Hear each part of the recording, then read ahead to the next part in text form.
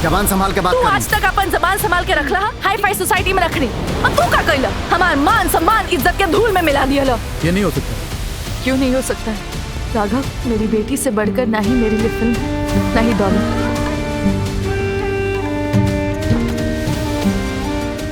Bhojpuri film की मशहूर अदाकारा निधि और टैक्सी ड्राइवर शिव कुमार के बीच चल रहे मुकदमे की सुनवाई आज फैसले के मोड़ पर है। जैसा कि आप सब जानते हैं कि ये मामला उनकी 8 साल की बेटी पीहू से रिलेटेड है, जिसे निधि अपने पास रखना चाहती है और शिव अपने पास। दोनों के बीच तलाक तो हो ही चुका है। अब देखते हैं बेटी किसको मिलती है।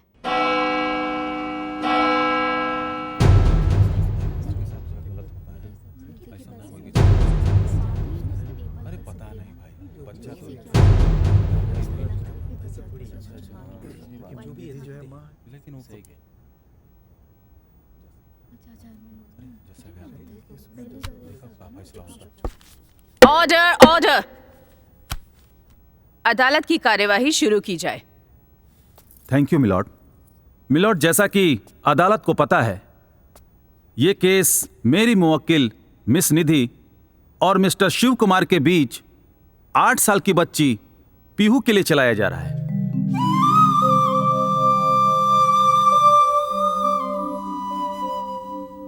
और यही नहीं, मिस निधि और मिस्टर शिव दोनों आपस में पति पत्नी थे, लेकिन इनके बीच आपसी संबंध अच्छे नहीं थे मिलॉर्ड, जिसकी वजह से अब ये अलग अलग रहने लगे। मिलॉर्ड, लड़ाई इस बात की है कि मेरी मुवक्किल मिस निधि चाहती हैं कि पीहू इनके साथ रहे, और वहीं मिस्टर शिव चाहते हैं कि पीहू उनके साथ रहे। यही नहीं, ये पीहू को अपने साथ गांव ले जाना चाहते हैं। तो मिलॉर्ड, जिस बच्ची की परवरिश शुरू से ही वीवीआईपी व्यवस्था में की गई हो और जिसे बचपन से 5 स्टार होटल जैसी सुविधाएं मिली हो, यहां तक कि उसकी मां खुद एक सेलिब्रिटी है और अपने बच्चे का भविष्य संवारने में सक्षम है, और वहीं मिस्टर शिव 40 से 50 हजार रुपया कमाने वाले एक मामूली टैक्सी ड्राइवर, क्या ये अपनी बेटी को वही सुख सुविधाएं दे सकते हैं जो उनकी मां ने दी है? क्या ये पीहू के लिए कुछ कर पाएंगे? मिलॉर्ड, मैं मिस्टर शिव से कुछ सवाल पूछने की इजाजत चाहता हूं। इजाजत है। हाँ तो मिस्टर शिव, मेरी मुवक्किल मिस निधि अपनी बेटी को शहर के सबसे महंगे स्कूल में पढ़ाती है, और वहीं उसके लिए स्पेशल रूम, नौकर चाकर, गाड़ी बंगला, सारी सुविधाएं हैं। क्या आप दे पाएंगे? Objection milord. मेरे काबिल दोस्त मेरे मुवक्किल से ये कौन सा बेहुदा सवाल पूछ रहे हैं? इस हिंदुस्तान में लाखों करोड़ों बच्चे हैं जो अपने माँ बाप के साथ नॉर्मल लाइफ जी रहे हैं, अपनी पढ़ाई पूरी कर रहे हैं और अच्छी परवरिश पा रहे हैं। इसी नॉर्मल लाइफ की वजह से हमारे देश में डॉक्टर राजेंद्र प्रसाद, डॉक्टर बाबा साहेब अम्बेडकर और डॉक्टर अब्दुल कलाम जैसे महान इंसान और शख्सियत दिए हैं। यही वजह है कि बच्चों को महान बनाने के लिए अच्छे संस्कार की और सच्चे प्यार की जरूरत होती है, और वो प्यार हमारे मुवक्किल शिव कुमार बचपन से लेकर आज तक अपनी बच्ची को दे रहे हैं। ऑब्जेक्शन मिलॉर्ड, इनके कहने का मतलब क्या है? मेरी मुवक्किल मिस निधि क्या अपनी बेटी पीहू से प्यार नहीं करती? नहीं मिलॉर्ड, इन्होंने अपनी बेटी के लिए अपनी इज्जत, शौहरत, सब कुछ दांव पर लगाकर मिस्टर शिव को गले लगाया और उनसे प्यार किया। अमीरी, गरीबी, ऊंच नीच का भेदभाव मिटाकर इनको इज्जत दी। लेकिन इन्होंने क्या किया? इनकी बेइज्जती करके लाके कोर्ट में खड़ा कर दिया। ऑब्जेक्शन मिलॉर्ड, ये सरासर मेरे मुवक्किल पे इल्जाम लगा रहे हैं।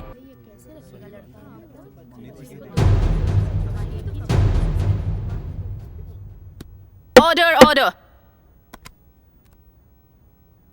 दोनों पक्षों की तमाम दलीलों को सुनने के बाद ये अदालत इस नतीजे पर पहुंची है कि वाकई में बेबी पीहू बचपन से लेकर आज तक जिन सुख सुविधाओं में पली बड़ी है, वो उसके पिता शिव कुमार उसे नहीं दे पाएंगे। लिहाजा ये अदालत पीहू को अच्छे भविष्य के लिए और अच्छी परवरिश के लिए उसकी माँ निधि को सौंपने का हुक्म देती है। अरे राघव बाबू, आई। भैया निधि कहाँ है? निधि हॉल में बैठल बानी। सवेरे से ना केहू से कुछ बोलता नहीं, ना कुछ काम धाम करत तारी। जाई आप ही देखी, कुछ बात हुई तो समझाई निधि के। ठीक है भैया, मैं देखता हूँ।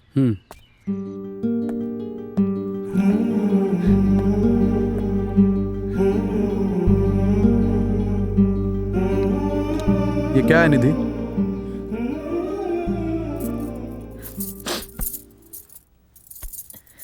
भैया भाभी बता रहे थे कि तुमने खाना पीना काम धंधा सब छोड़ दिया है। तुम तो ऐसा बिहेव कर रही हो जैसे पीहू कहीं खो गई है। पीहू कहीं खोई नहीं है, वो सिर्फ तुमसे जुदा हुई है।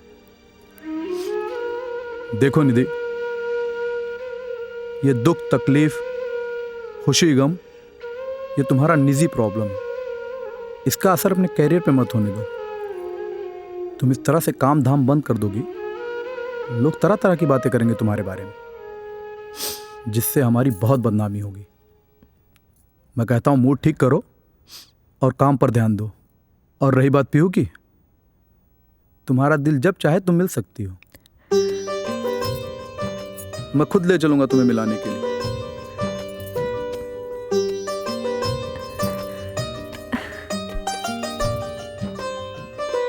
पीहू, ए बिटिया।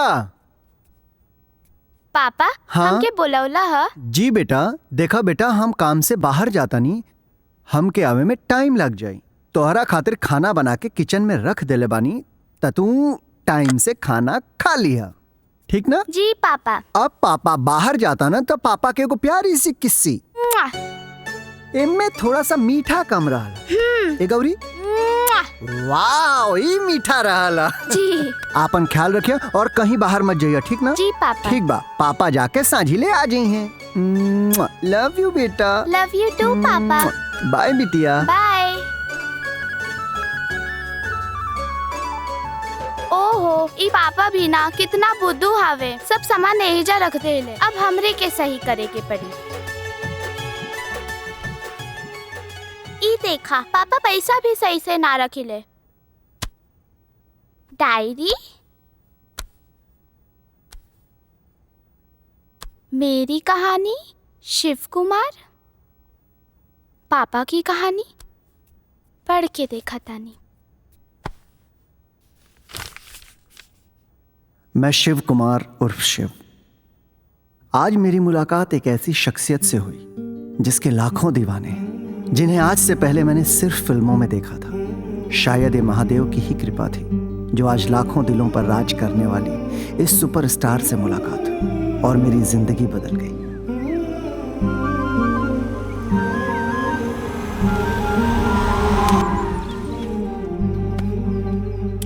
मैडम देखा तनी गाड़ी में का भइल बा?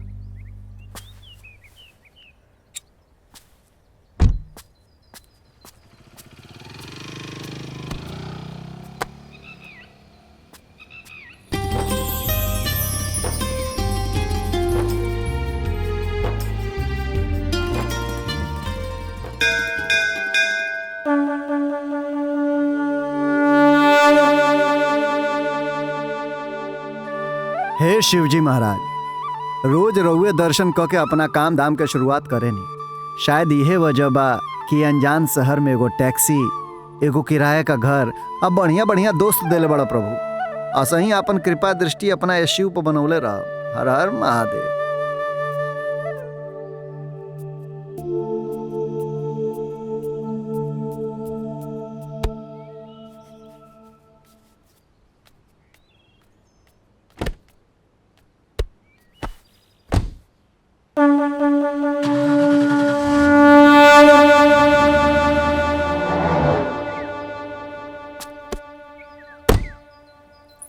का भइल, कुछ पता चलल? मैडम गाड़ी खराब हो गई बा, अभी बगैर मैकेनिक के ठीक ना हो पाई। हे भगवान, हम तो वैसे ही लेट होत रहनी है। अच्छा, जाके कोनो टैक्सी रोको। ठीक बा मैडम, हम देखा तनी। हाँ।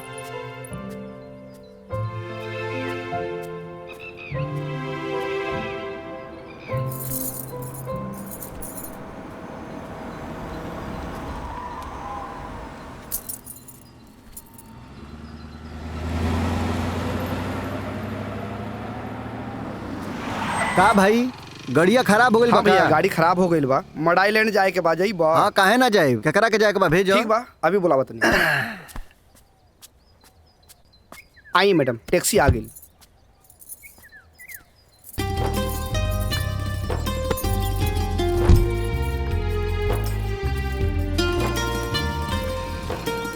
बैठी मैडम।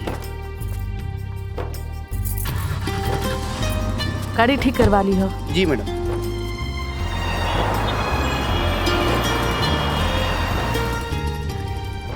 हर जेकर नाथ बोले नाथ अनाथ कैसे होई जेकर नाथ भोले नाथ अनाथ कैसे होई।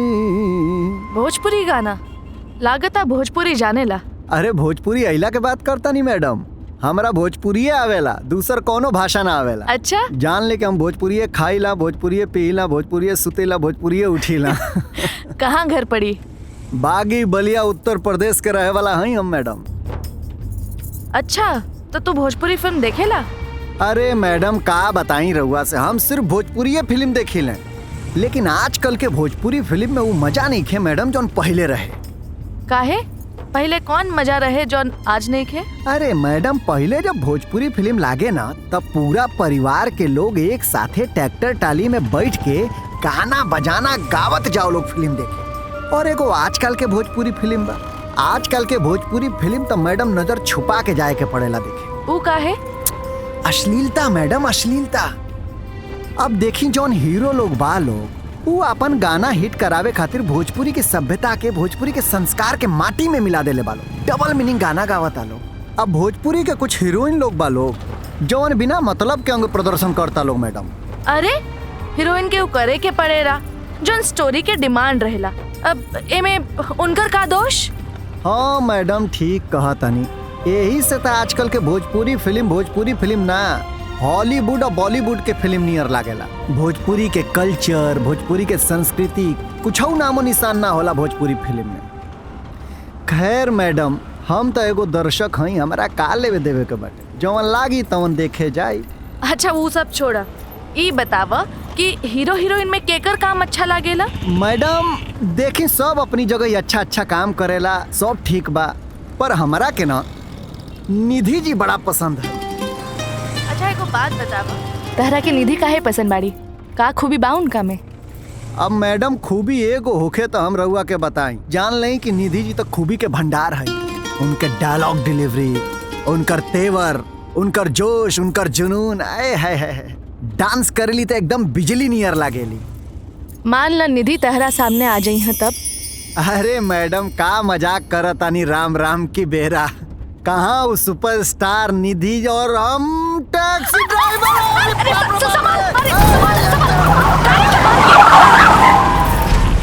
अरे मैडम रउआ हमरा टैक्सी में, हे भगवान हे महादेव। मैडम एक बेर छू के देखी रउआ के, हमरा के तो विश्वास नहीं होत कि रउआ हमरा गाड़ी में, एक बेर छू के देखी। अरे बाप रे बाप, दहिया सुन्न हो गए हमार। तू तो अभी गाड़ी ठोक देले रहता। अरे मैडम गाड़ी तो ठोकत ठोकत बच गई। अच्छा वो सब छोड़ा, चला हमरा के देर होता। हाँ मैडम, हे भगवान हमार तो दिन सफल हो गई मैडम आज। सीन नंबर 12 बहुत इंपॉर्टेंट सीन है। I want wonderful performance. या श्योर। असिस्टेंट सीन नंबर 12 का कॉस्ट्यूम रेडी करो।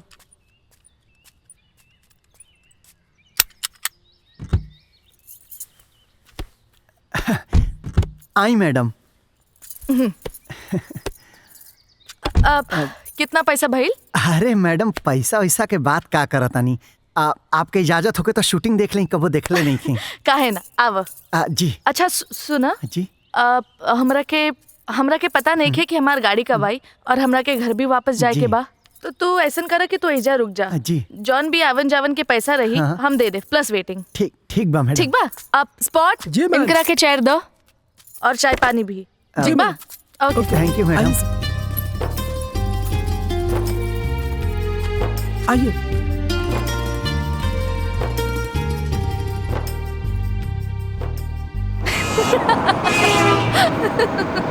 यार आदमी तो बड़ा इंटरेस्टिंग बाड़ा, बात बड़ा सही करेला।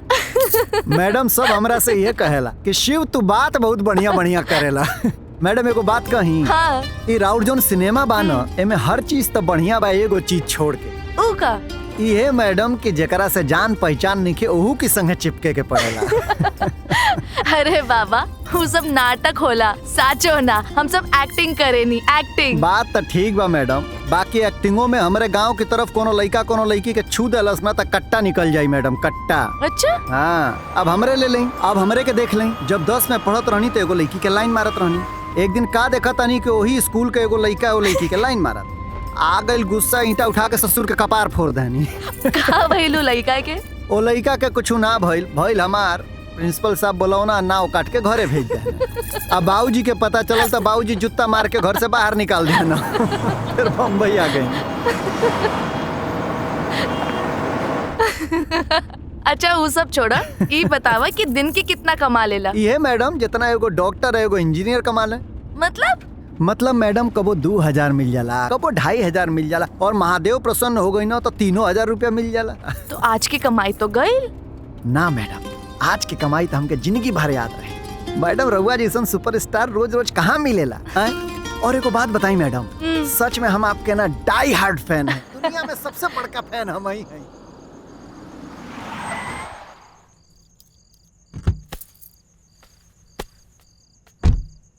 हाँ, आई मैडम।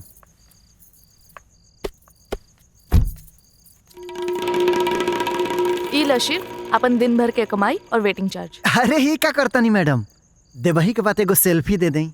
काहे ना, ले ला।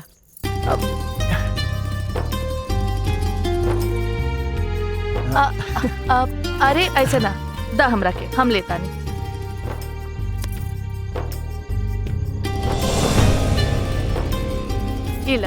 धन्यवाद मैडम। और सुना, धंधा से कौन मजाक ना, ठीक बा? जी। अच्छा अब हम चलते जी मैडम। हाँ, नंबर मिल जाए तो कबो कबो फोन कर लेती। ई ला हमार कार, ठीक बा? अच्छा अब हम जाता नहीं। गुड नाइट मैडम जी।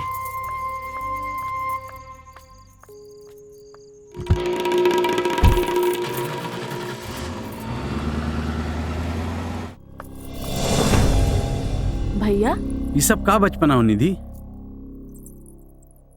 कैसन बचपना? तू ई काहे भूला जाता रू कि तू एक सेलिब्रिटी हो, और ई छोट मोट आदमी के साथ है ऐसे सेल्फी निकालल और ऐसे मस्ती करल, ई का ठीक है? ओ तो ई बात बा भैया, ये छोट मोट लोगन ही हमार दर्शक हवे।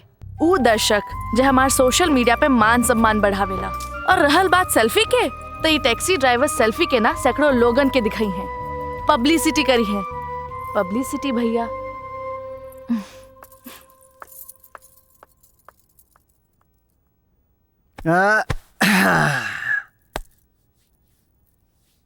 भगवान भोलेनाथ के आशीर्वाद से आज के दिन हमारा जिंदगी के सबसे बढ़िया दिन रहा है। अरे भाई, निधि मैडम से मुलाकात हो गई। हाँ, निधि मैडम नंबर दिल बड़ी एगो फोन कइल जाओ उनका के।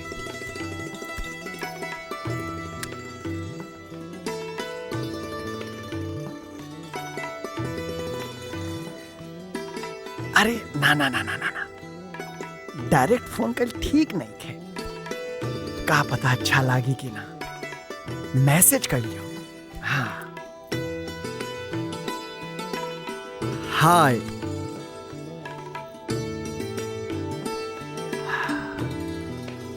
रिप्लाई आ जा, रिप्लाई आ जा।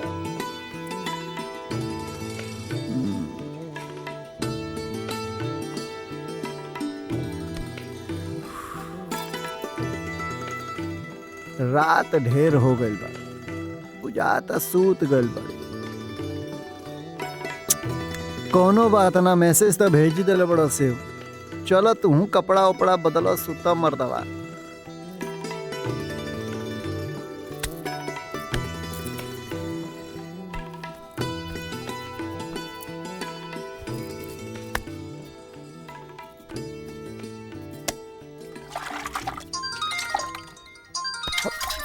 बुझाता कॉल आ गई। हेलो हेलो सर, मैं बीना बैंक से बोल रही हूँ, आपको लोन चाहिए क्या? फोन रख। राती का ससुर लोन देता ना। बताओ, दिल धड़का कर रख दिहलस।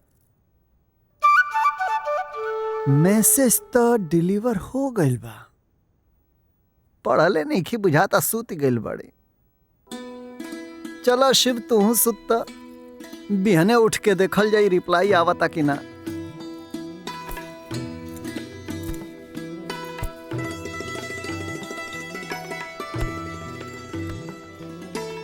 निधि मैडम कितना बढ़िया लगा ताड़ी नए सेल्फी में।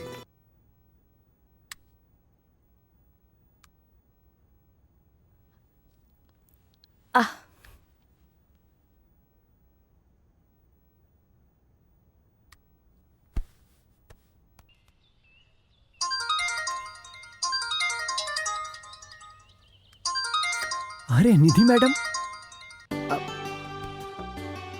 हाँ मैडम। हम निधि बोले तानी। जी जी जी। अब कहाँ बाड़ा? मैडम हम तो गाड़ी चलाओ तानी, रउआ कहाँ बानी? वही काल वाला शूटिंग लोकेशन पर। अरे वाह, हमो पास में रानी है, इन्हीं से गुजरत रानी है। तो सुना ना, आ जाओ कुछ गप्पे शप्पे लड़ावल जाए। अब जी जी जी बिल्कुल आवा तानी। ठीक बा। यस, मैडम के कॉल आ गए। Scene number 51 में भी करेगा। Who is this guy? Madam नमस्ते। अरे शिव, आओ बैठो। Thank you. संजू, ये शिव हवे, बड़ा ही दिलचस्प आदमी। नमस्ते। नमस्ते जी। अब मैडम रउआ खातिर राउट फेवरेट फ्रूट प्लम। अरे वाह, तोहरा के कैसे पता बा कि हमरा के प्लम पसंद बा? अरे मैडम रउआ सबके बारे में के ना जानेला। राउर उठल बैठल खाइल पियल सब कुछ तबा यूट्यूब पर। बुझाता कि निधि जी के काफी सर्च करेला यूट्यूब पर। अरे यूट्यूबे पर ना महाराज, फेसबुक इंस्टाग्राम, हम हर जगह सिर्फ और सिर्फ इन्हें के फॉलो करेनी। वाह संजू, ट्राई करके देखा, बहुत ही टेस्टी बा। सिग्नल पर के हवे ना? अरे रउआ के कैसे मालूम महाराज? 100 रुपया मांगत रहा, बड़ा कन्विंस कनी तब 50 रुपया में दलस हिया। हम ये सब ना खाइला।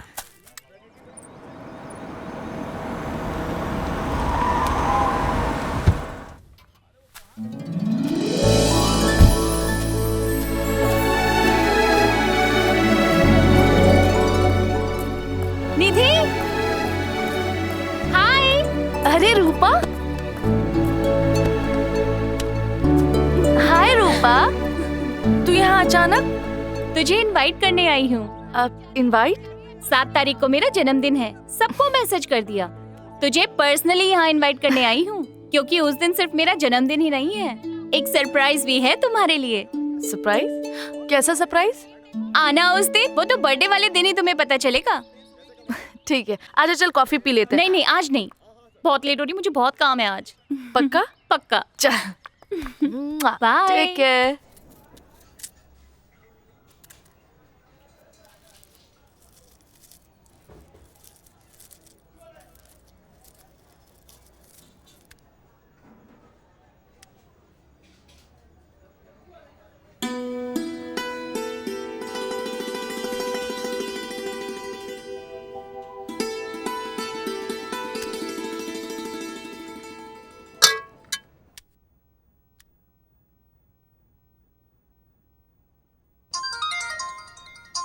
निधि मैडम।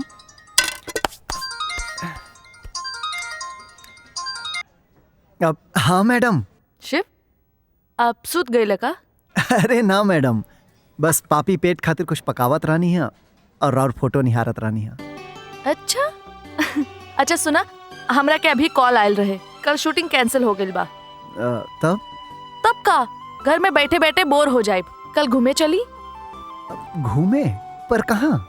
अरे बाबा, इतना बड़ शहर बा, घूमे की कितना जगह बा। सुना, कल सुबह 11 बजे तो हमरा से मिला। ठीक बा मैडम, आ जाए। ठीक बा, गुड नाइट।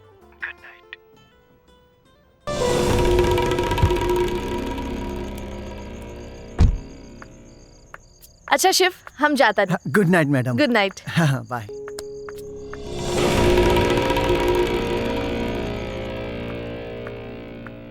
रूपा के मैसेज। ओह गॉड, हम तो भुला ही गए नहीं। कल रूपा के पार्टी में जाए के बा।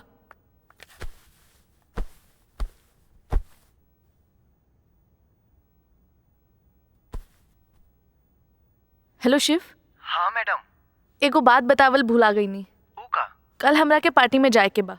तू हमरा के लोखंड वाला बैक रोड पे ठीक रात 10 बजे मिला। ठीक बा। और सुना, तू अपन टैक्सी मत लेके आई है, हम अपन गाड़ी से जाइब। ठीक बा मैडम। ठीक बा जी। चलो, गुड नाइट।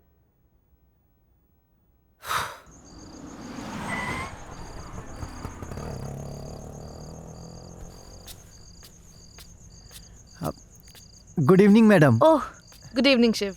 आव। कहाँ चले के बा? अरे आव ना।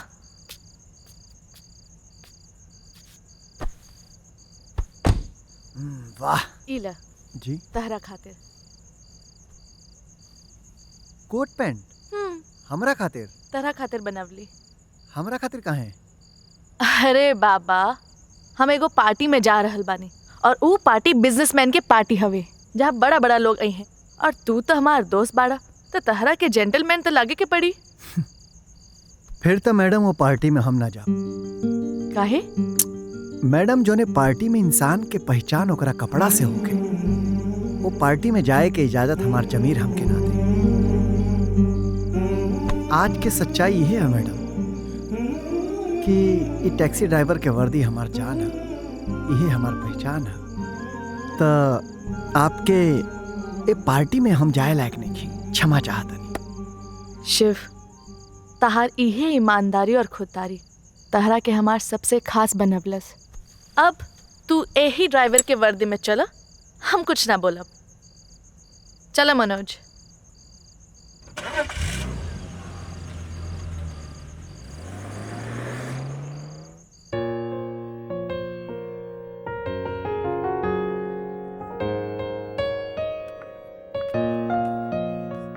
हाय रूपा। हाय।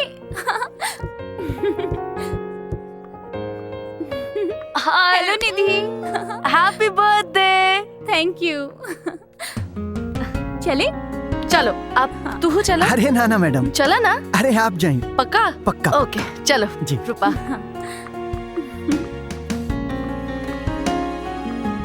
डैड, यही है मेरी friend Nidhi. Hello uncle. Nidhi, how are I am you? Good. इतना लेट कैसे? I am so sorry. Hello everyone. जैसा कि आज मेरी बेटी रूपा के जन्मदिन पर हम सब इकट्ठे हुए हैं, उसके बर्थडे सेलिब्रेशन पर केक काटने के बाद एक प्लीजेंट सरप्राइज भी है। वो सरप्राइज केक कटने के बाद। Happy birthday to you, happy birthday to you, happy birthday dear रूपा।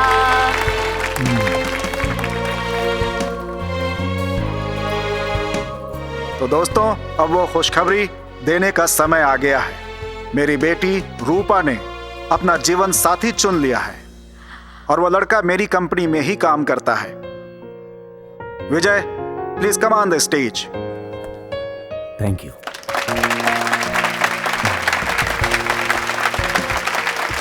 आओ बेटा, आओ सर, आओ। रूपा ने अपना जीवन साथी चुन लिया है, तो मैं भी एक पिता का फर्ज अदा करते हुए अगले महीने की 15 तारीख को शादी तय कर दी है दोनों की। Thank you and enjoy the party. क्या हुआ? रूपा, एक बात बता, तू इतनी बड़ी अमीर बाप की बेटी और विजय एक मामूली सा लड़का जो मुश्किल से 20 से 25 हजार कमाता होगा। कहाँ तू और कहाँ वो? ये क्या कर रही है तू? निधि, जब प्यार करते हैं ना, तो प्यार में गरीबी या अमीरी ये सब नहीं देखते। हाँ, ये सच है कि विजय मेरे डैड की कंपनी में एक नॉर्मल सा एम्प्लॉय है, पर प्यार के मामले में वो 1000 गुना ज्यादा अमीर है। हॉल बुक कर लिया है, कल तुम्हें दिखा देता हूँ। आप हेलो। किसके साथ हैं? निधि जी के साथ। ओ, सुपरस्टार निधि। हाँ, सुपरस्टार निधि। ड्राइवर? ना ना ना ना ना, अरे महाराज दोस्त हैं उनके। ड्राइवर दोस्त?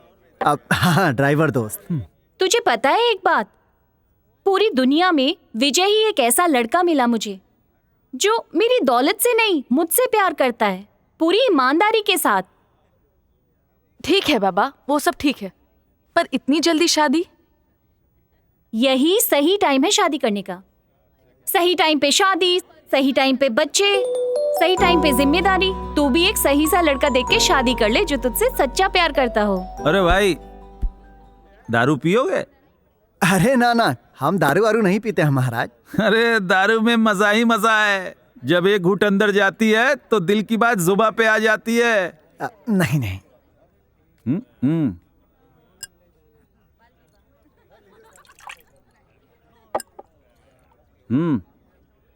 अरे हम कभी दो घूंट पिए नहीं पी के हैं। देखो।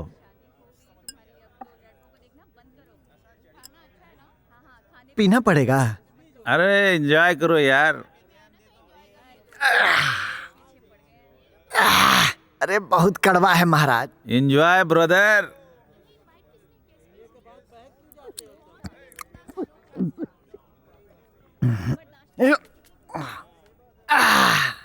अब लेकिन वेकिन इन सब के चक्कर में ना मत पड़। देख, सही टाइम पे शादी होना बहुत जरूरी है। एक अच्छा सा विजय जैसा ईमानदार लड़का ढूंढ और शादी कर ले।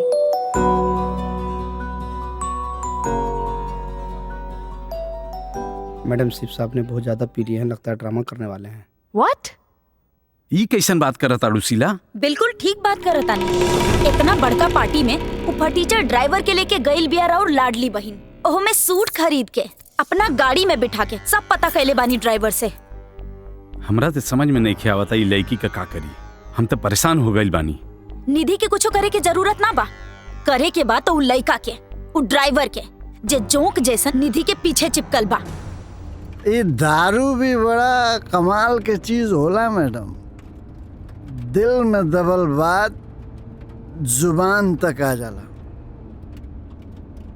हम जानता नहीं मैडम कि हमरा दारू पियला से रउआ नाराज बानी, लेकिन का बना मैडम, बहुत दिन से रउआ से कुछ कहे चाहत रहनी हो, लेकिन कहे के हिम्मत ना जुटा पावत रहनी।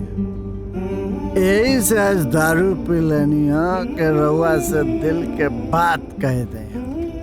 कैसन बात? कैसन बात? बात ऐसन बा मैडम कि हम रउआ के बहुत प्यार करेले। दिन रात आपे के चेहरा हमारी आंखें में बसल रहेला मैडम। दिन रात आपे के चेहरा। रउआ हमार सुख चैन चुरा ले बने। What? यस मैडम, देखी हम छल कपट वाला आदमी ना है। जौन हमारा दिल में रहेला तो हम खुल के बोल दे। आज सच्चाई है वो मैडम के हम रउआ से बहुत प्यार करे लागल बानी। पहला नजर से ही रउआ के दिल दे देनी मैडम, पहले नजर से। ये तो कैसन बात कर रहा था शिव? सोरा ना सोच कहता नहीं मैडम। तू ए समय होश में नहीं खा। सही कहता नहीं मैडम, हम बेहोश बानी। लेकिन मैडम जब हम रउआ के पहली बार देख ले वही समय से बेहोश बानी हम। राउर दिल दोस्ती, राउर दिल सम्मान, प्यार ए दिल में बस गए। अब तो स्थिति एवं मैडम के रौरे बिना एक पल जियल मुश्किल बा।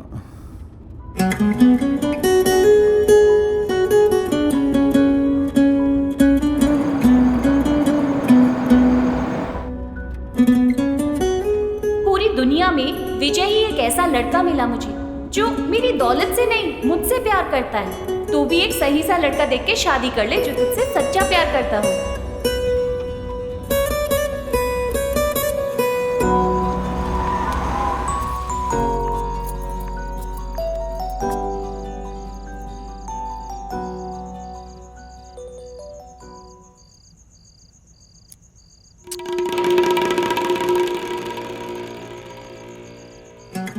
मनोज। जी मैडम। इनकरा के अच्छे से घर पहुंचा दिया। जी madam. Good night madam. Good night.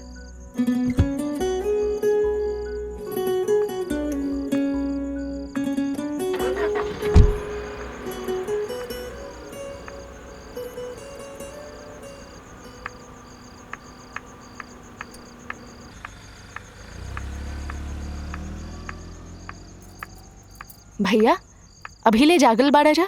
जौने भाई के जवान बहिन इतना रात रात भर घूमत रही तो उ भाई के नींद कैसे आई? अब का भइल बा भैया? ऐसे पहले भी तो हम शूटिंग पार्टी में लेट हो जात रहली। एकरे पहले हम तोहरा के समझदार समझत रहनी, लेकिन ना, तू एक नंबर के नादान और नासमझ बाड़ू। तोहरा के ई नइखे मालूम कि ई समाज और सोसाइटी में तोहर का अहमियत बा। भैया साफ साफ कही, हमरा के कुछ समझ में नहीं आवत। तू दू कौड़ी के फटीचर टैक्सी वाला से अपन दोस्ती बनावत बाड़ू। माइंड योर लैंग्वेज भैया प्लीज। असली जिंदगी का होला हम वो टैक्सी ड्राइवर से जन्मे, वरना आज तक नकली जिंदगी, नकली प्यार, नकली मोहब्बत, नकली आंसू, नकली जिंदगी, मान सम्मान के ड्रामा करत रहनी। यह ड्रामा जिंदगी के ड्रामा बना दी हलस। माई बाप के मुआला के बाद असली हंसी आई तो वो टैक्सी ड्राइवर के वजह से। प्यार, मोहब्बत और अपनापन के एहसास भइल तो वो टैक्सी ड्राइवर के वजह से। और ये एहसास हमरा से केहू ना छीन सकेला।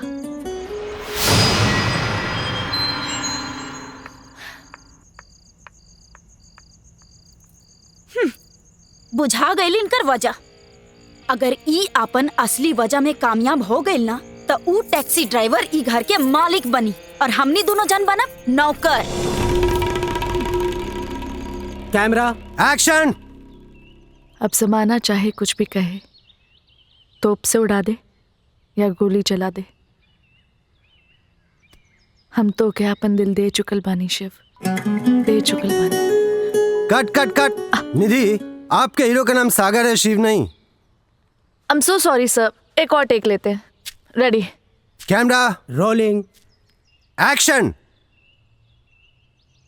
अब जमाना चाहे कुछ भी कहे सागर, सूली पे चढ़ा दे या तोप से उड़ा दे,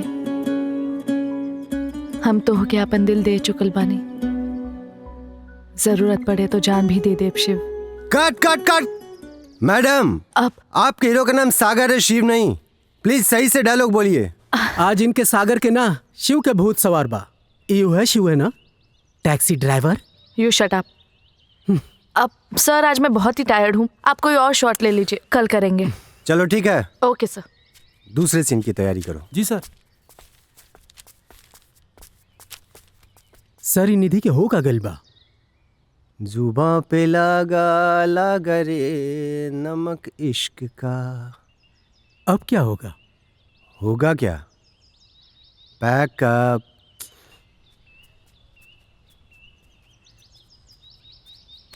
हेलो, हाँ शिव, हमरा के फिल्म सिटी में आके मिला, कुछ जरूरी बात करे के बा। ठीक बा।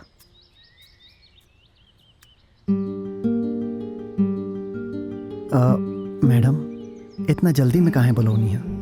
एक फैसला लेवे के बा। फैसला? कैसन फैसला? शादी के। शादी? केकरा से? तोहरा से। अब एक कैसन बात करता नहीं रहुआ? अब कहाँ आप कहाँ हम राव ऐशो आराम की जिंदगी दिखले बानी मैडम। हमरे लगे का बा एगो टैक्सी 10 बाई 12 का कमरा, वो भाड़ा से। बियाह करे के बाद रहुआ के राखब कहाँ हम?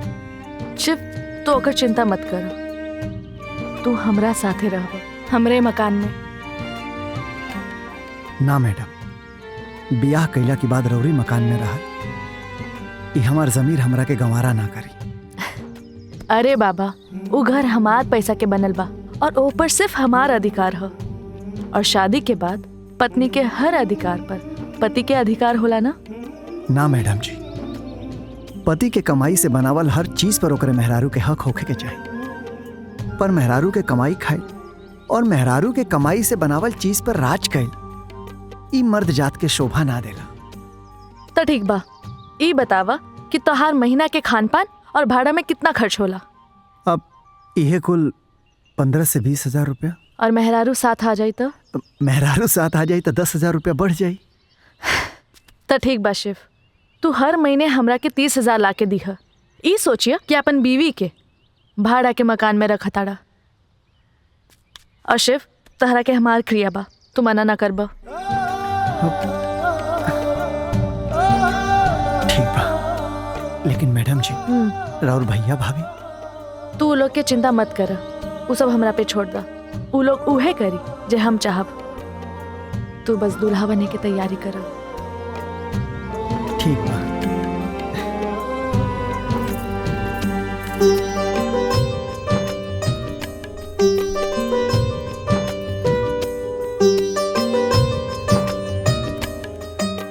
मुबारक हो, आज से आप दोनों पति पत्नी हुए। Happy married life. Thank you. सदा सुहागन रह बहन। तू तो हमनी के कुछ करे ना दिलू, ना तो इस शहर हम पूरा जगमगा देती। तब भी एक भाई की तरफ से अपने बहन के एक छोटा सा तोहफा, ई ऊटी के तोहार लोगन के टिकट हनीमून खातिर।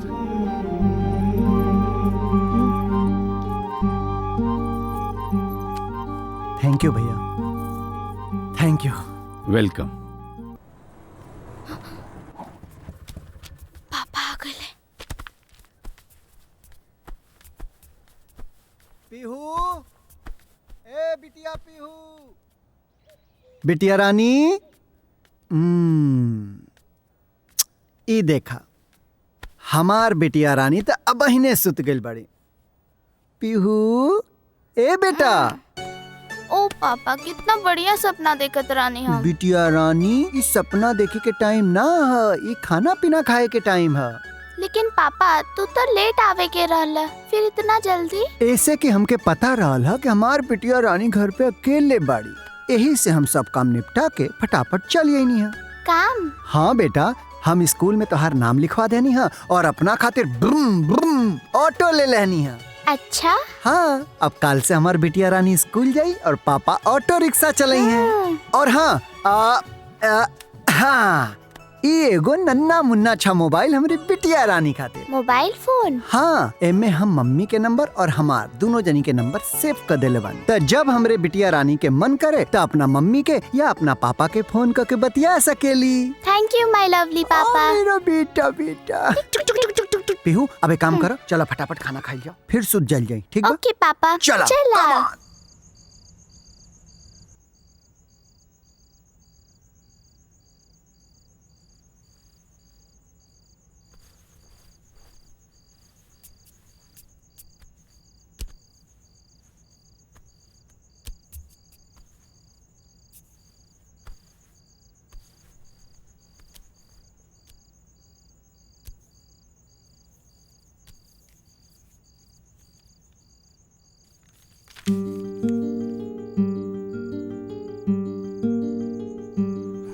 शादी के बाद भी निधि अपनी शूटिंग, पार्टी, मुहूर्त, मीडिया में लगी रही।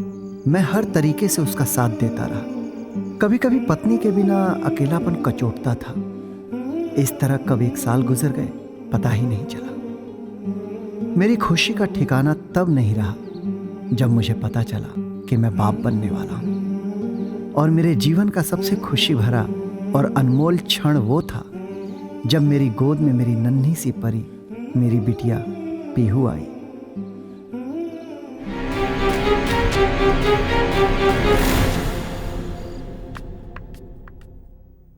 आ गईलू घूम के? इतना राती के एगो पराया मर्द के साथे घूमत अड़ू, शर्म नहीं खे आवत? अरे हमरा बारे में ना सोचलू कोनो बात नहीं खे, कम से कम ई तो सोचा कि घर में एगो बेटी बिया। हैं? ओकर वीडियो कॉल भी ना उठौलू। शिव, हम तोहारी बात सुन सुन के तंग आ चुकल बानी। हम हीरोइन हई, हमरा के सबसे मिले के पड़ेला, पार्टी अटेंड करे के पड़ेला। बेटी भैला के मतलब ई त ना कि हमारी जिंदगी खत्म हो गई। अजीब बाना निधि, तोहरा खातिर लोग से मिलल, पार्टी कैली ही जिंदगी बा, और हमरा खातिर हमार बेटी ही हमार जिंदगी बा। शिव, इस समय तो हर प्रवचन सुने के मूड में नहीं खी, नींद आवता, सुते जाता नहीं।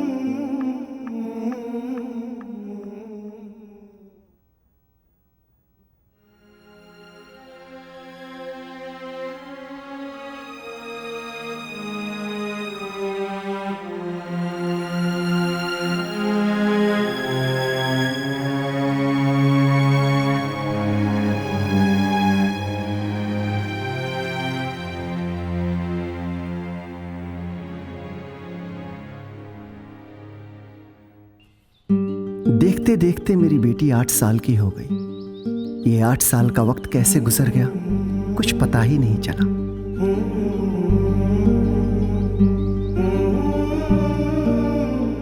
क्योंकि मेरी दुनिया तो मेरी बेटी है। उसकी हंसी खुशी मेरे सारे दर्द और गम को हर लेती थी। निधि के संबंध हमारे साथ इस मोड़ पर पहुंच चुके हैं कि मेरी इज्जत उसकी नजरों में अब उतनी ही रह गई है जितनी उसके घर के नौकर रामू की है। मैं तो सिर्फ इसलिए रुका हूं उस घर में क्योंकि मेरी जिंदगी, मेरे जिगर का टुकड़ा, मेरी बेटी उस घर में रहती है।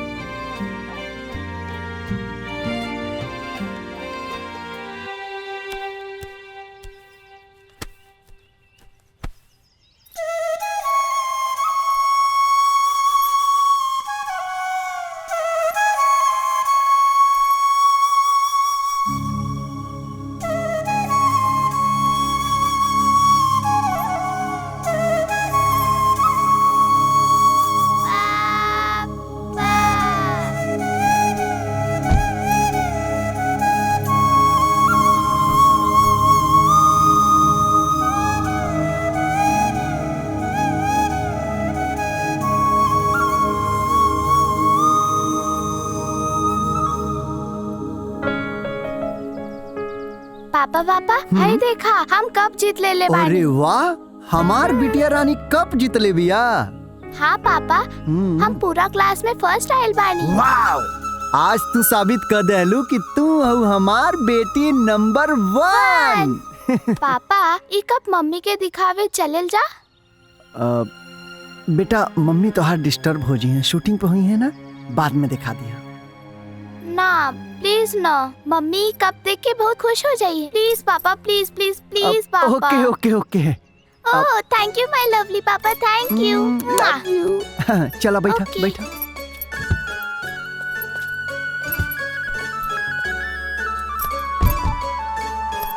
चला। मैडम आपकी 3 फिल्में हिट हुई हैं, हैट्रिक हुई है, इसका श्रेय आप किसको देना चाहेंगी? जिसका श्रेय मैं अपने टीम मेंबर्स को दूंगी, हमारे राघव जी को दूंगी और हमारे जनता जनार्दन को दूंगी, जिन्होंने हमारे फिल्म को इतना प्यार दिया, इतना पसंद किया। मैडम कहा जा रहा है कि आपने अपनी प्राइस बढ़ा दी है और लोगों को डेट्स के लिए परेशान कर रही हैं। जी नहीं, बिल्कुल गलत है। मुझे बदनाम करने की कोशिश की जा रही है और ये वही लोग कह रहे हैं जिनकी फिल्म के लिए मैंने मना किया है। तो मैडम आपने मना क्यों किया? देखिए, एक अच्छी फिल्म के साथ साथ एक अच्छी स्टोरी की भी जरूरत होती है जी। और दूसरा मैटर होता है डेट का। ये लोग वही डेट मांगते हैं जो मैं किसी और को दे चुकी होती हूँ। मैडम आपने जो अभी सुजीत वर्मा की फिल्म साइन की उसके बारे में कुछ बताएंगी?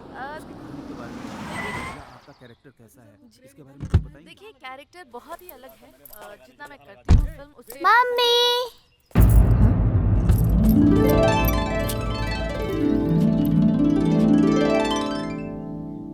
मम्मी मम्मी ये देखा हमारा अवार्ड।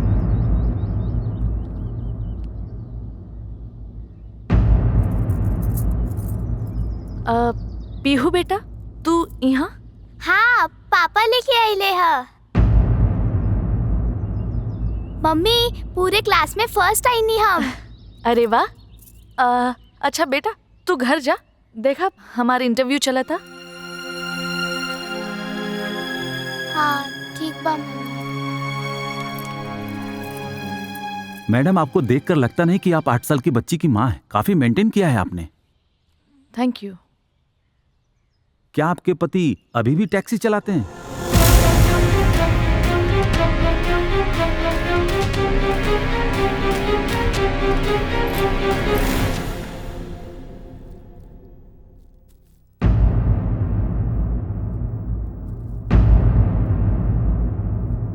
का हो गई? सब लोग ऐसे कहाँ बैठल बा? मौत हो गई बा, मौत। मौत? केकर मौत? निधि के शोहरत, नाम और करियर के जेकर वजह तू बड़ा तू। हम का कहीं नहीं है। अरे कार बेवकूफ, अकल का अंधा, तो के का जरूरत रही पीहू के मीडिया के सामने ले जाएगा?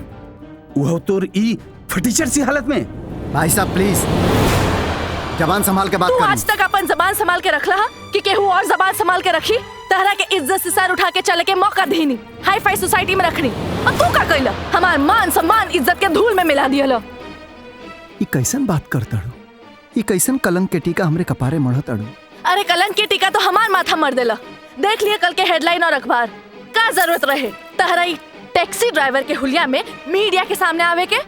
हम घर आई थी तो का जरूरत रहे हमार बेइज्जती करे के? मम्मी पापा की कौनो गलती नहीं खे, हम ही बोलनी। तू चुप रहा। ते नादान हवे, इनकरा तो समझ होके के चाहिए। हाँ निधि, नादान तो हम आज तक रहनी है, पर आज समझ आ गई। ये समझ आ गई कि तोहरा के बेटी और पति से ज्यादा प्यारा करियर बा। हाँ बा, हमरे के हमार करियर से प्यार बा। अगर हमार करियर ना रहित तो तहार 40-50 हजार की कमाई से न ही तहरा की बंगला मिलित, न ही एसी मिलित, न ही मखमल के बिस्तर जे पे तू चैन की नींद सुता ताड़ा।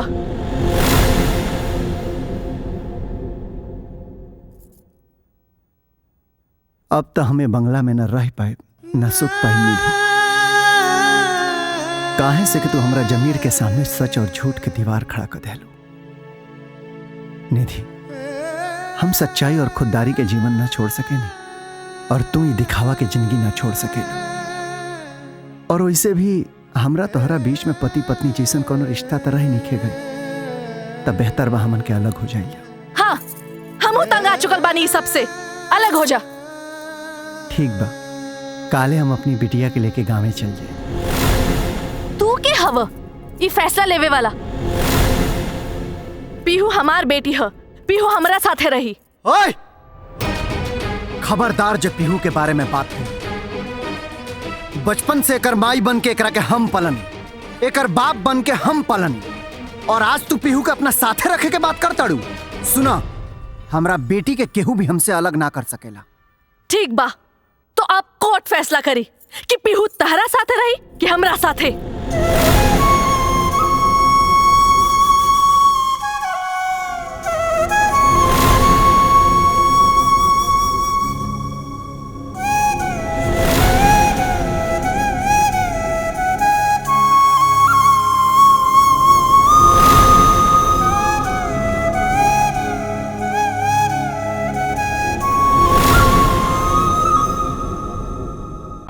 कभी कभी सोचता हूँ कि ये सिगरेट या बीड़ी पीने का क्या परिणाम होगा। क्या ये मेरे स्ट्रोक का कारण बन जाएगा जो मुझे अपने परिवार पर बोझ बना देगा? क्या ये मेरे फेफड़ों के कैंसर का कारण बन जाएगा? क्या ये मुझे मुंह के कैंसर या हृदय रोग या एम्फीसीमा के करीब लाएगा? अगली बार जब आप सिगरेट या बीड़ी पीने की सोचें तो खुद से पूछें, ये सिगरेट या बीड़ी पीने का क्या परिणाम होगा? तंबाकू आज ही छोड़ें। सहायता के लिए 1800-112356 पर कॉल करें या मिस्ड कॉल दें 01122901-701 पर। मैंने कब सोचा था मेरी जिंदगी यूं बदल जाएगी। सब कुछ इतना अच्छा था, एक अच्छा पति, 2 प्यारे बच्चे, लेकिन तंबाकू ने सब कुछ बदल दिया। अब इस फैलते हुए कैंसर को मेरे चेहरे से काटना पड़ेगा।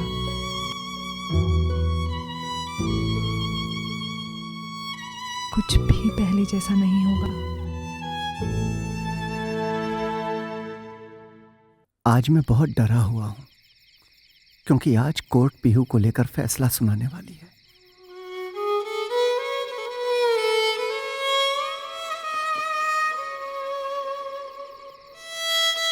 अगर पीहू मुझे मिली तो मैं जी जाऊंगा, और अगर नहीं मिली तो मैं अपने आप को खत्म कर दूंगा, क्योंकि मेरे पास मेरी बेटी के अलावा जीने की कोई वजह नहीं।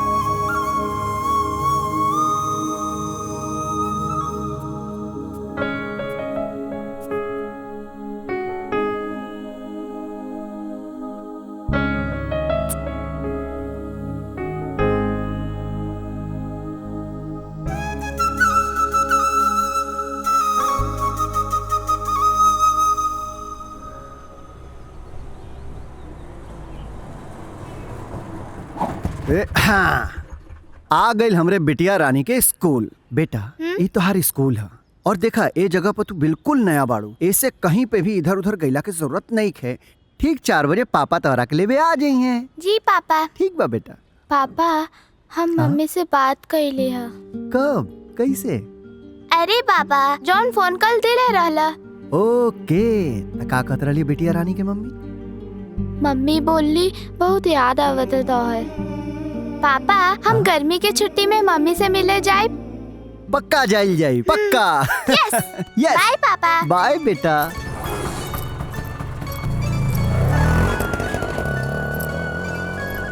पापा I love you. I love you too बेटा।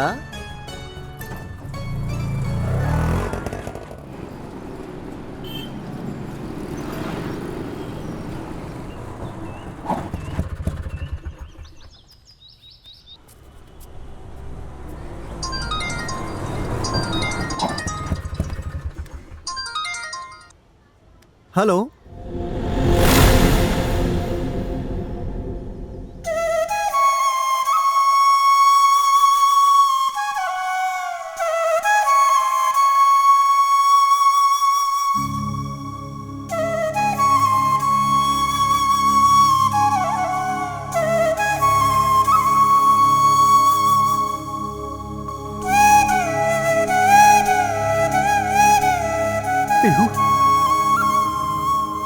पीहू बेटा, बेटा कहाँ हो गई पीहू? देखिए इसे डिस्टर्ब मत कीजिए, ये अभी बेहोश है।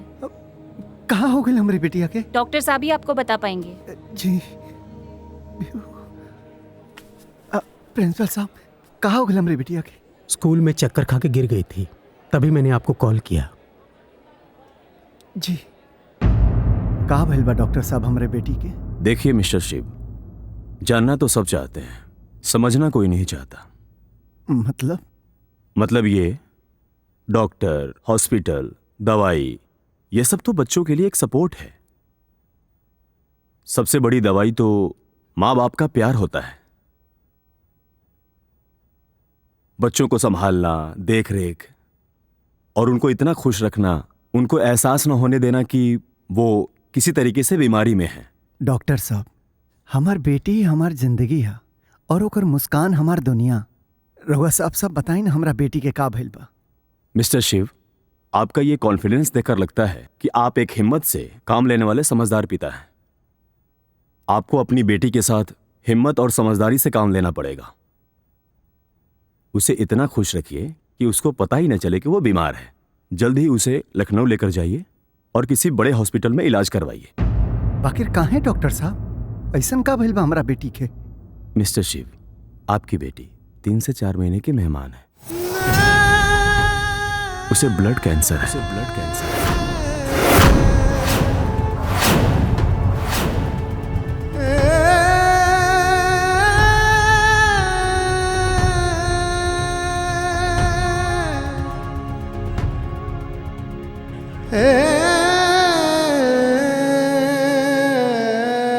पापा हमके का भइल? डॉक्टर अंकल का बोलन?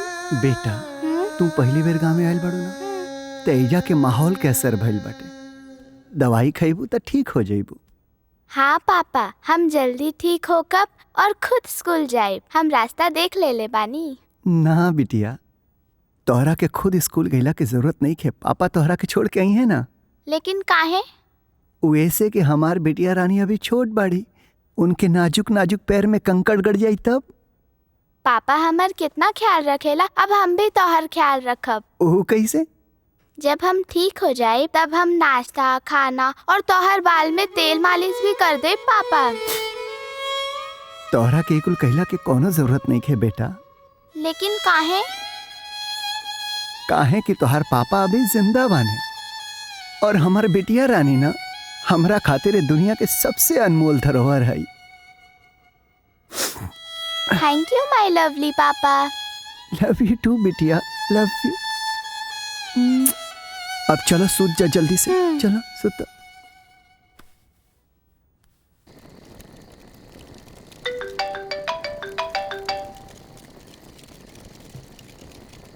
यस सर।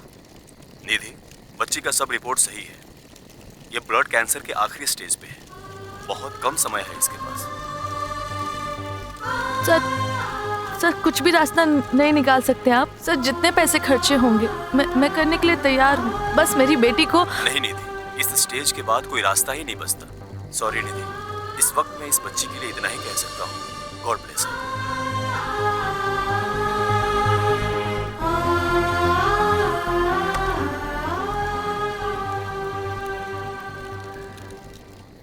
निधि, हम बिटिया के इलाज में कहीं कोनो कमी नहीं कैले, पर जब कहीं से कोनो रास्ता न लौकल तब करेजा पर पत्थर रख के और ओकरा सामने एगो बनावटी मुस्कान लेके जिया था। शिवम का करी? कौन उपाय निकाली अपनी बेटी खातिर? निधि, हम आज ले तोहरा से अपना खातिर कुछ नहीं खिमले, पर आज एगो चीज मांगता नहीं। प्लीज मना मत करिया। जबले बिटिया साथे बिया तू ओकरा साथे रह जा, यही जा प्लीज। ये कैसे हो सकता है? शूटिंग के सारे डेट लग चुके हैं, पैसा लग चुका है, ये नहीं हो सकता। क्यों नहीं हो सकता है? राघव, मेरी बेटी से बढ़कर ना ही मेरे लिए फिल्म है ना ही दौलत। डेट्स आगे बढ़ा दो।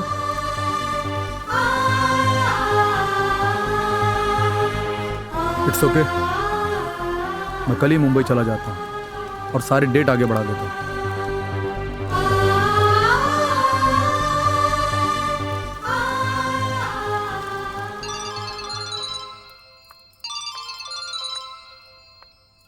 कब से फोन बजा था, उठावत काहे नहीं की? अरे का उठाई फोन?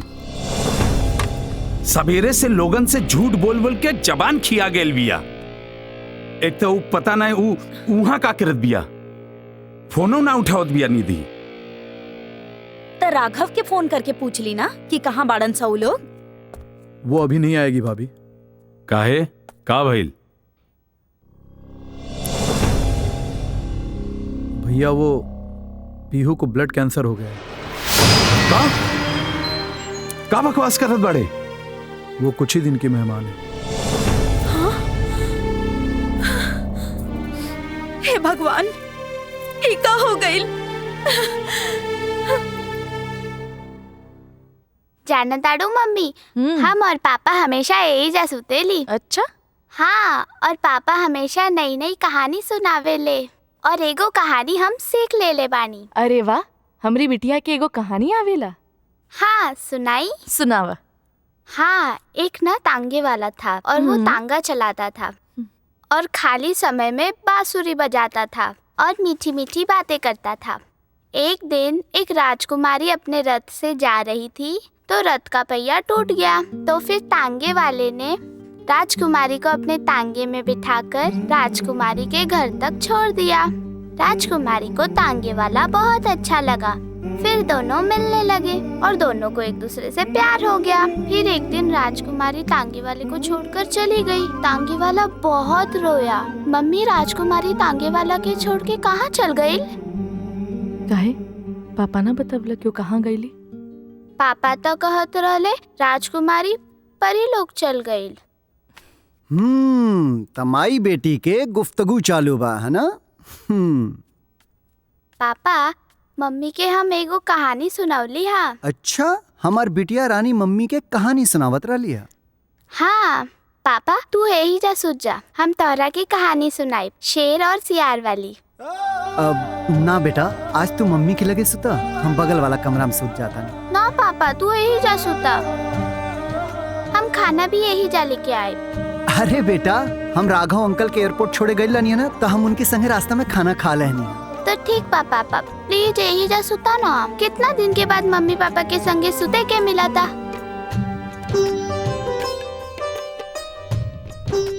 प्लीज मम्मी बोला ना। अब बिटिया इतना जिद करा ताड़ी, मान जा। ओके बाबा, ओके। अब बेटी और माई के आगे कबो के ऊपर चलल बाकी हमार चली, लेकिन एक शर्त पर।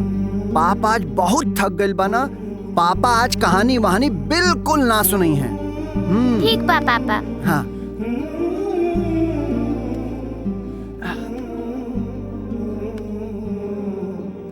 थैंक यू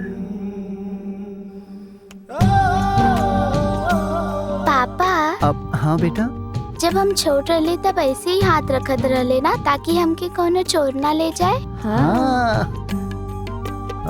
पापा मम्मी तो लोग ऐसे ही हाथ रख के सोया ताकि हमके चोर ना ले जाए। ठीक बा, अब चला फटाफट आंख बंद करा और चुपचाप सुत जा, सवेरे जल्दी जागे। ठीक बा पापा। Good night. गुड नाइट बेटा।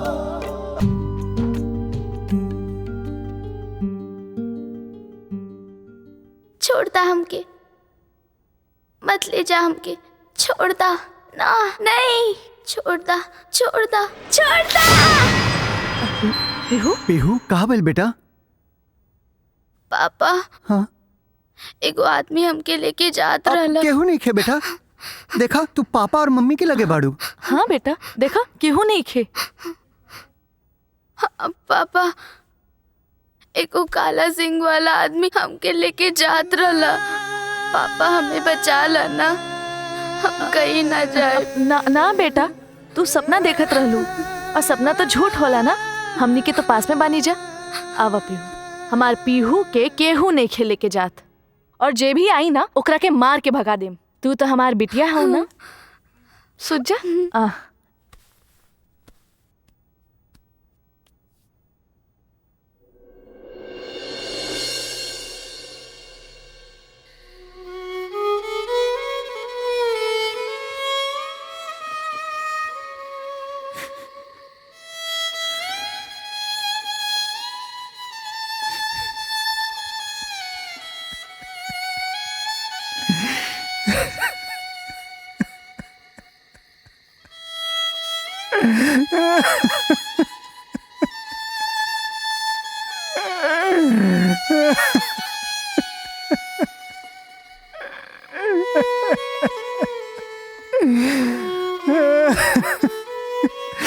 बेटा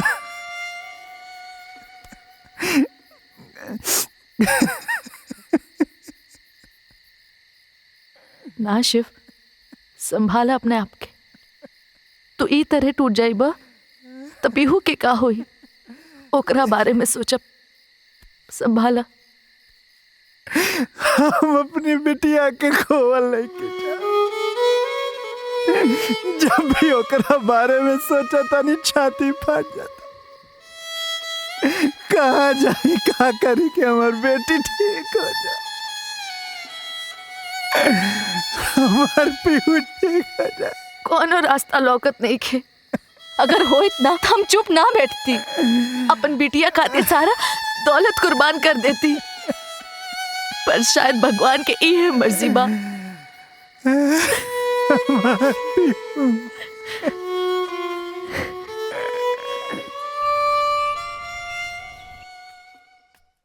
गुड मॉर्निंग। Good morning. गर्मा गर्म चाय। Thank you. मैडम तो नींद में बाड़ी।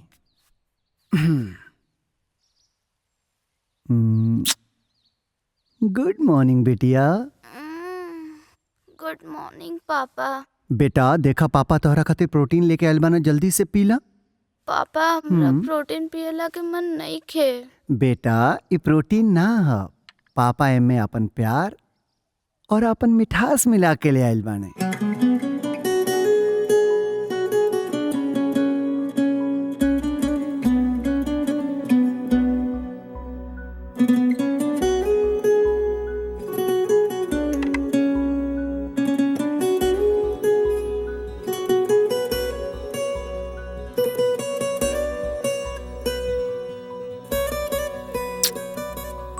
Good morning.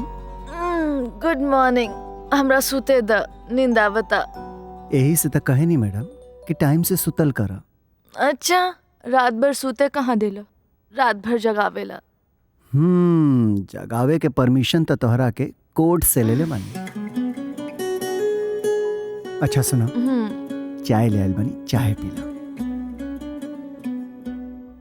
एक शिव, घर में नौकर बा ना, तू चाय काहे लेके आयल? हम अपना बीवी खातिर चाय ऐसे लेके आवे नहीं कि सवेरे सवेरे जब हमारा बीवी के आंख खुले तो उनका आंख के सामने पहला चेहरा उनके पति के होके के चाहिए, बुझाइल? और वैसे भी ये चाय में हम अपन प्यार और मिठास मिला के लाइल बानी। अच्छा।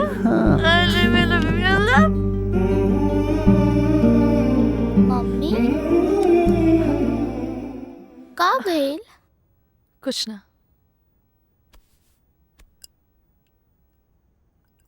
अकड़ बक्कड़ बम्बे बो 80-90 पूरे 100 से निकला धागा, चोर निकल के भागा। गर्मा गर्म मैगी पीहू बिटिया खातिर पापा अपने हाथ से खिलाई हैं। ना पापा, आज हम मम्मी के हाथ से खाए। मम्मी के हाथ से? पापा आज हमके मम्मी से प्रॉमिस करवावे के बा। प्रॉमिस? प्रॉमिस? कैसन प्रॉमिस? पहले हाथ दा। का देखा तड़ा? चला हाथ दा। ऐसे का देखा तड़ा जा? चला हाथ दा। अब हम जौन बोला वो तो लोगन के करे के पड़ी। पापा मम्मी हमके ऊटी घूमे जाए के बा।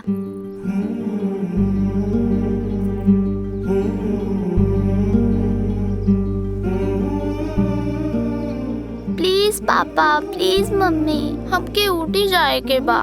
एक बार जाए दाना प्लीज। बस इतनी सी छोटी सी बात और इतना बड़ा प्रॉमिस? प्लीज पापा। बेटा लेकिन लेकिन वेकिन किंतु परंतु कुछ ना। हम आज ही सारा व्यवस्था कर देता नहीं, कल हमनी के ऊटी चलल जाए। ठीक बा? खुश?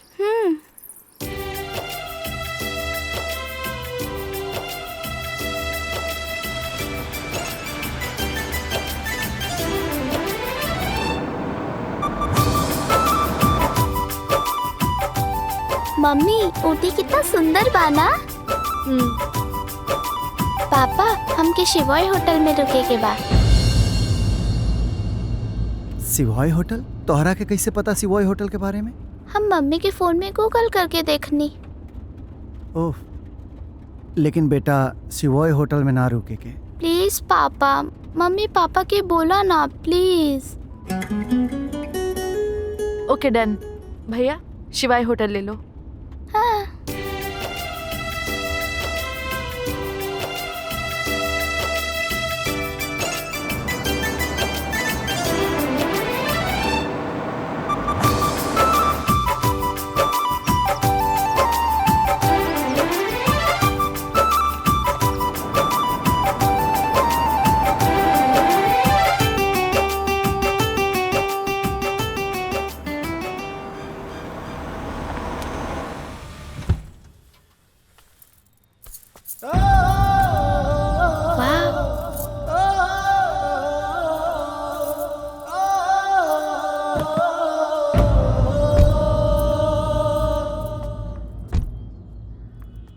चला लोग आवा।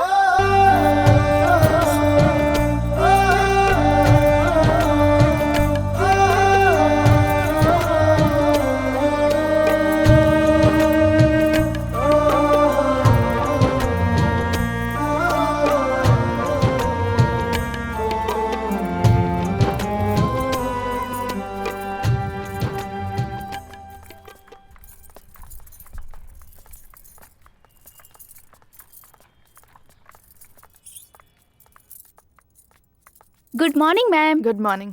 बहुत दिनों के बाद आई इस बार आप। दीदी 143 वाला रूम अवेलेबल है? चेक करके बताती हूँ।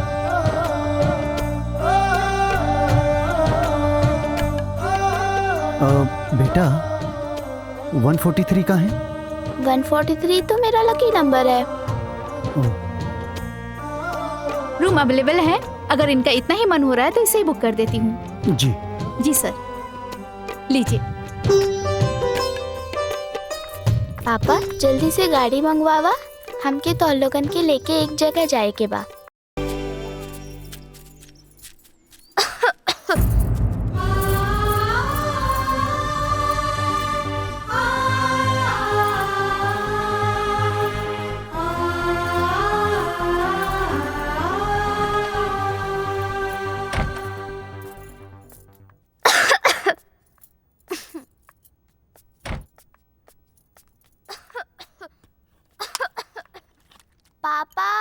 मम्मी हाँ पीहू बेटा।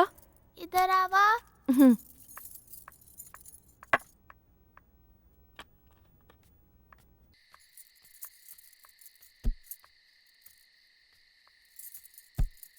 कितना खूबसूरत नजारा बाना। आसमान में सितारा गुनगुना रहल बा और हवा में संगीत घुलल बा। देखा ना शिव, कितना खूबसूरत नजारा बा। आसमान में सितारा गुनगुना रहल बा और हवा में संगीत घुलल बा। निधि, ये सब हमनी के स्वागत कर रहल बा और हमनी के खूबसूरत जोड़ा के आशीर्वाद दे रहल बा।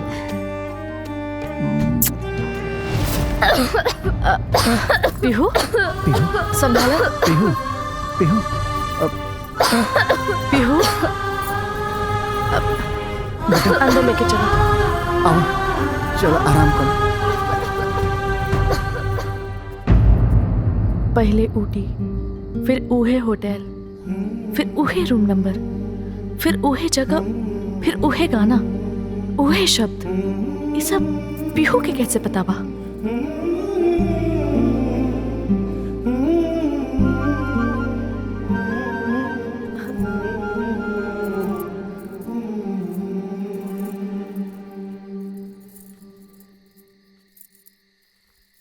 शिव, पीहू के ऊटी आवे के जिद, फिर ऊटी में इहे होटल, यही कमरा, फिर आज वो गाना और फिर अभी वो बात। ये सब हमने की पर्सनल बात रहे। पीहू के कैसे पता बा?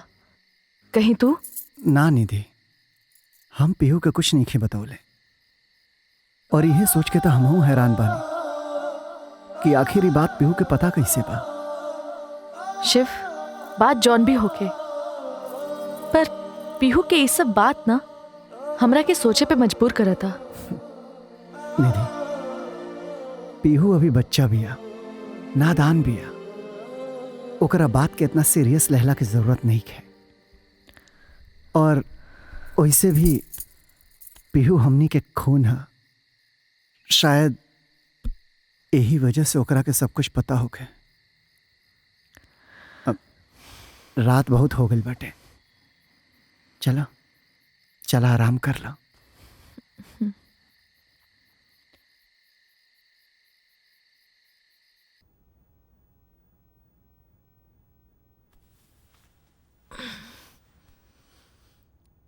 Good morning. Good morning. अब चाय पियबू? हम बना देता नहीं। ना ना ना, तू रुका, हम बनावा तानी।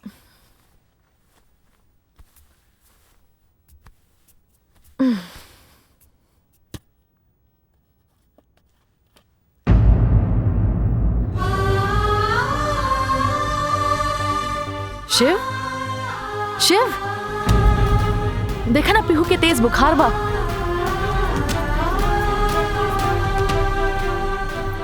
पीहू, पीहू, पीहू बेटा, अब पीहू बेटा, पीहू, डॉक्टर के फोन कर, फोन करा।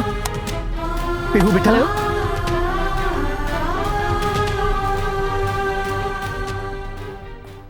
दो मिनट के लिए आप जरा बाहर आएंगे?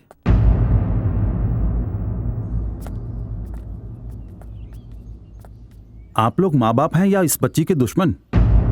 ऐसे कंडीशन में इस बच्ची को हर वक्त एक डॉक्टर की निगरानी में रखना चाहिए और आप लोग इसे लेकर ऊटी घूम रहे हैं। डॉक्टर साहब, बेटी ही जिद की थी आने के लिए और आप मान गए। अरे भाई, नादान वो है, आप नहीं। अभी फौरन इसे लेकर जाइए और जाकर किसी अच्छे डॉक्टर की निगरानी में रखिए। कभी भी किसी भी वक्त इसे अच्छे अस्पताल और डॉक्टर की जरूरत पड़ सकती है।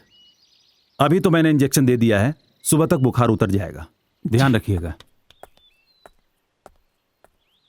शिव, हमने के मुंबई चले के बा। मुंबई? हाँ मुंबई। तो हमेशा ईमानदारी और खुददारी के जिद चलवले बाड़ा, पर ए बेर हम ना सुनब। शिव, सोचा पीहू के जौन स्थिति बा, ओकरा के हर वक्त एगो डॉक्टर की जरूरत पड़ी और मुंबई में हमार फैमिली डॉक्टर बा और उ सुविधा तोहरा के गांव में ना मिली। शिव, ये बात तोहार बेटी या हमार बेटी के ना, ये बात हमने के बेटी के बा। प्लीज शिव, पीहू खातिर।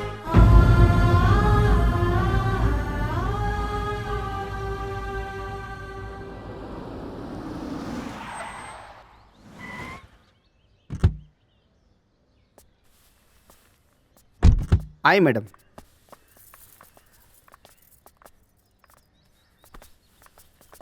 अरे पीहू आ जा आ गईली हमार पीहू बिटिया। कैसे इतना मैडम? दिन से मामा मामी की याद ना आई। आवत रहे मामी। अब कहीं ना जाए देव तोहरा के हम। ठीक बा? ठीक बा। आई जा आई चली। चल।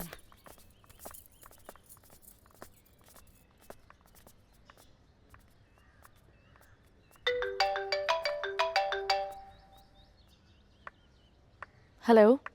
वेलकम टू मुंबई निधि। अच्छा किया तुम वापस आ गई। Thank you Raghav. मैं भी काम खत्म करके ना 9-10 बजे तक तुम्हारे पास आता हूँ। फिर ढेर सारी बातें करेंगे। और हाँ, एक सरप्राइज भी है। ठीक है, आ जाओ। बहुत अच्छा किया तुम वापस आ गए। पीहू के साथ साथ तुम्हें भी थोड़ा रेस्ट मिल जाएगा। वैसे तुम्हें भी एक सहारे की ज़रूरत है, इसीलिए मैंने मम्मी पापा से बात कर ली है और वो इतने खुश हैं कि मंडे को ही अमेरिका से आ रहे हैं तुमसे मिलने के लिए। हमरा से मिले? वो काहे खातिर? हमारी एंगेजमेंट के लिए। यही तो सरप्राइज था। What nonsense. तोहरा का लागल कि हम तोहरा से शादी करब? अरे तोहरा की शर्म नहीं आवत? हमार बेटी जिंदगी और मौत से जूझत बिया और तोहरा के हमरा से शादी करे के बा? छी, हमके ना पता रहल कि तू इतना घटिया सोच वाला इंसान बाड़ा। बस, तुम्हारी जिंदगी है, जैसे मन करे वैसे जियो।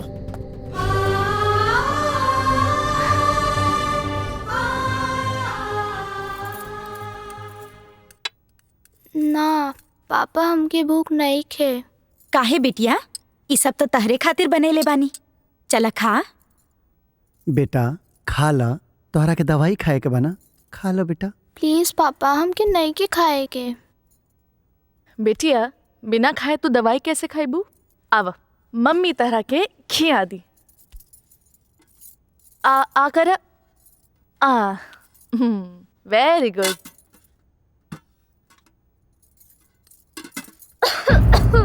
पीहू,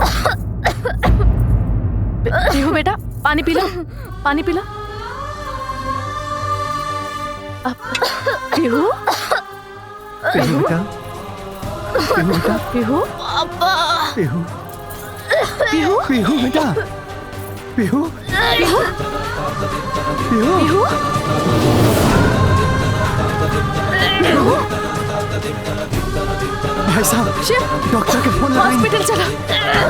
एम्बुलेंस लगाइए, एम्बुलेंस। पीहू, पीहू, पीहू बेटा,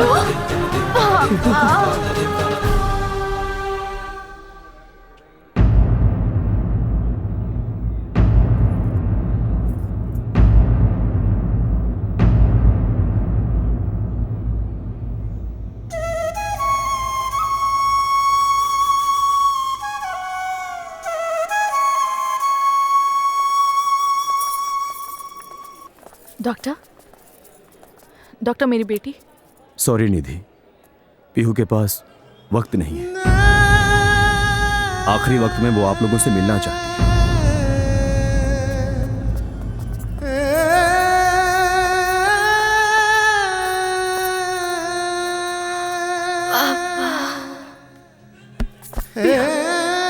पीहू, पीहू, पीहू, पीहू बेटा, पीहू, पीहू बेटा।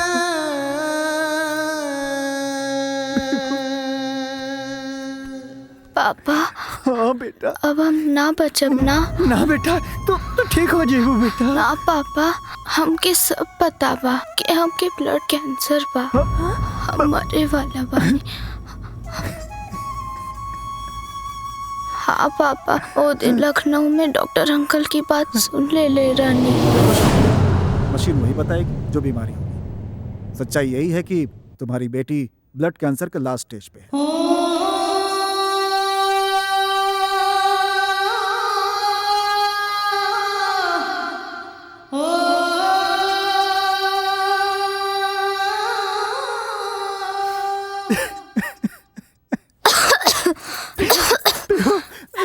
हूँ बेटा।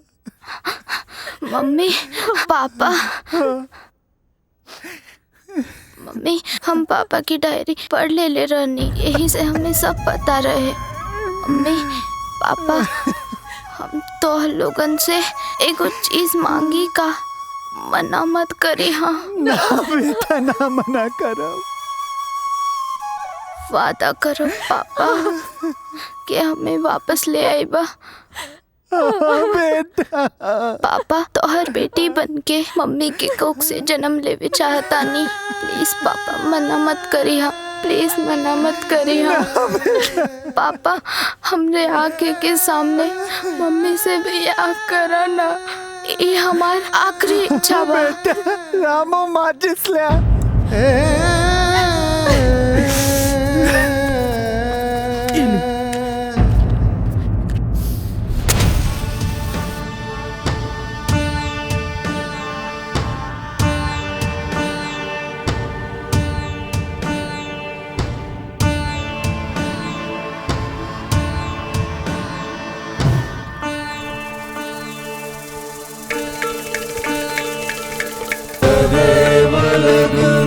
सुदिनं तदेव ताराबलं चन्द्रबलं तदेव विद्याबलं देवबलं तदेव लक्ष्मीपते ते भ्रियुगं सदामि शुभमङ्गला सावधा शुभमङ्गला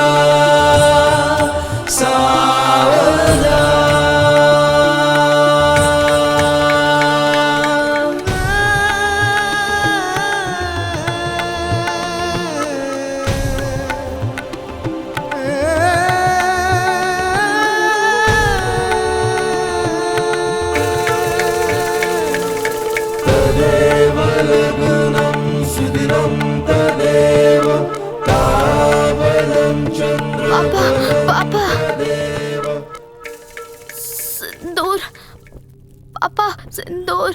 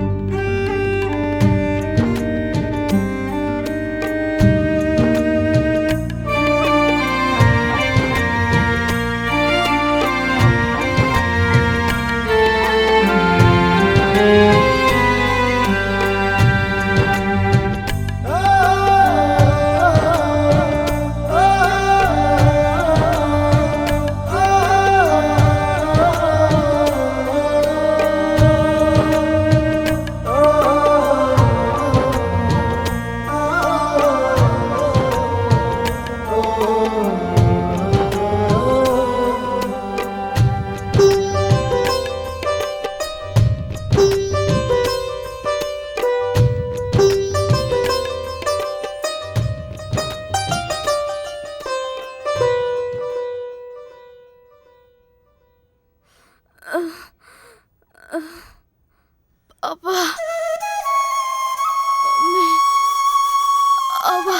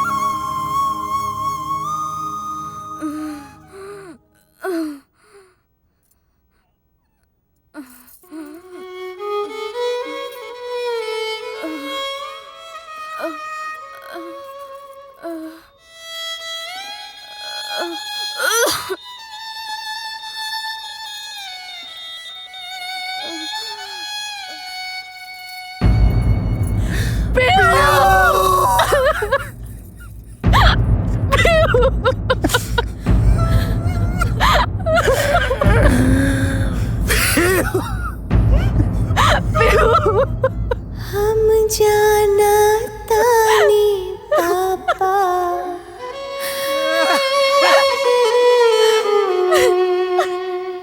तू माने ला जान से बढ़ के पापा पापा बोल के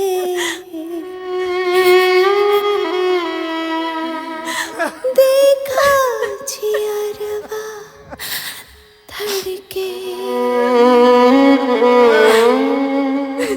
बनब हम पापा जी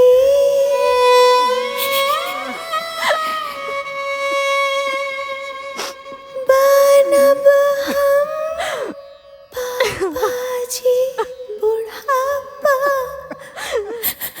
के छड़ी पापा के परी हम पापा के परी पापा के परी हम पापा के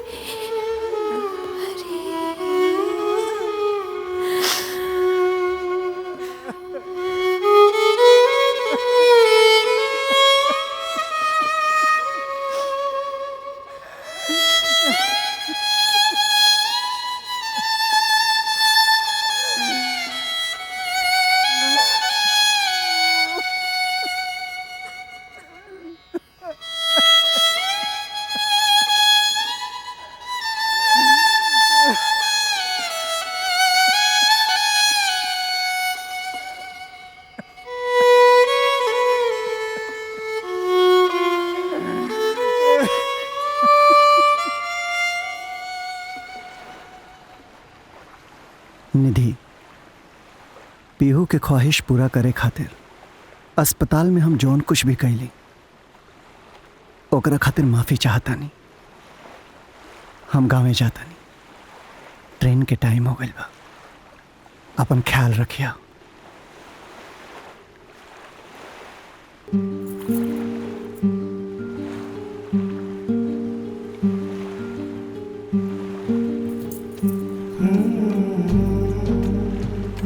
शिव, बचपन में माई बाप मर गए और सिनेमा के दौलत और शोहरत हमरा के जिद्दी बना दिलस। केहू एगो थप्पड़ मार के हमरा के समझावे वाला ना रहल कि का गलत बा का सही। शिव, हम तोरा के एक बार खो चुकल बानी, अब नहीं के खो सकत। और हमनी के पीहू के दिहल वादा भी तो पूरा करे के बा, ओकरा के वापस लाए के बा। प्लीज शिव, हम तो के नहीं क्यों खो सकते, प्लीज।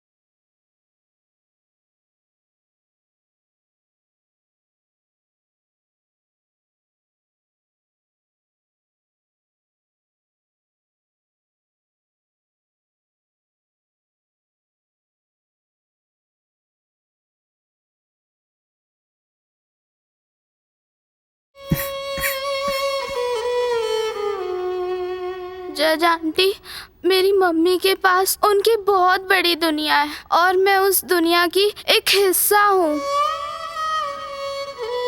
पर मैं अपने पापा की पूरी दुनिया हूँ।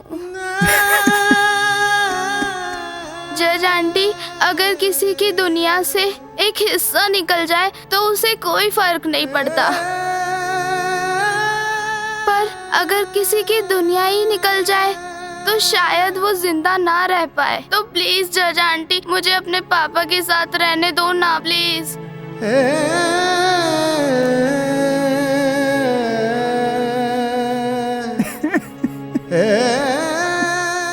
प्लीज जज आंटी, मुझे मेरे पापा के साथ रहने दो। प्लीज मुझे मेरे पापा के साथ रहना है। प्लीज जज आंटी, प्लीज।